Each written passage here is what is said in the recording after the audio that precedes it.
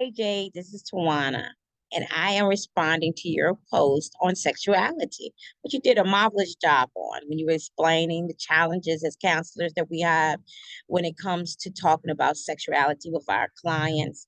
And also, when you talk about how we have to respond so people won't feel shame and guilt. Um, I used to be a single mother and in the church, and it was very difficult. There was a lot of shame. There were issues and problems that came with all of that. Um, but all of a sudden, things turn around, and it's like people learn to love a little bit more and to support you and to help you along, which made it a little easier along the way.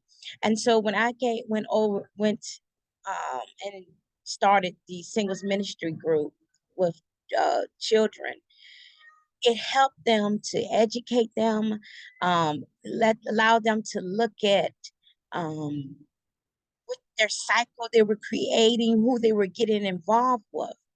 Because Collins 2007, um, in his book, um, A Comprehensive Guide, it tells us that there are some effects that come when you are dealing with sexual intercourse outside of marriage.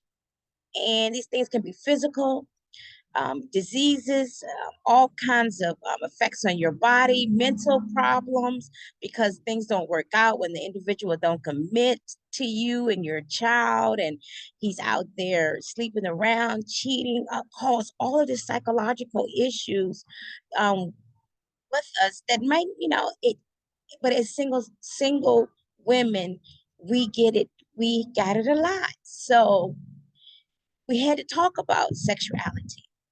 How do you how do you handle being celibate, and how does it make you feel? Because a lot of times a lot of them felt bad. They didn't enjoy who they were. They didn't enjoy life because their whole thing was to be married like they talk about in the Bible.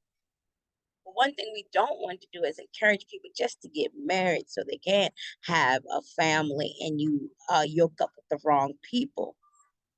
And so there was this balance that you have to have where you had to still be strong in your word, but help and support them on the way. Something small like a baby shower caused a lot of issues one time, because what we said was, we don't mind throwing a baby shower one time for your child and getting all these things.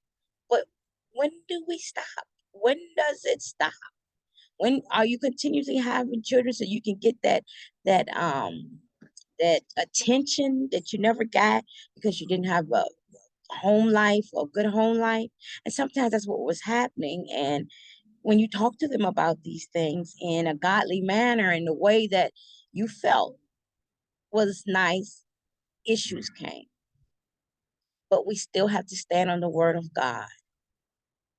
And we still have to be able, even in the church, to talk about these things so that the narrative of the story can be changed. And it can be. God can bring you the right person at the right time. We have to stop being like Sarah and trying to fix the situation ourselves.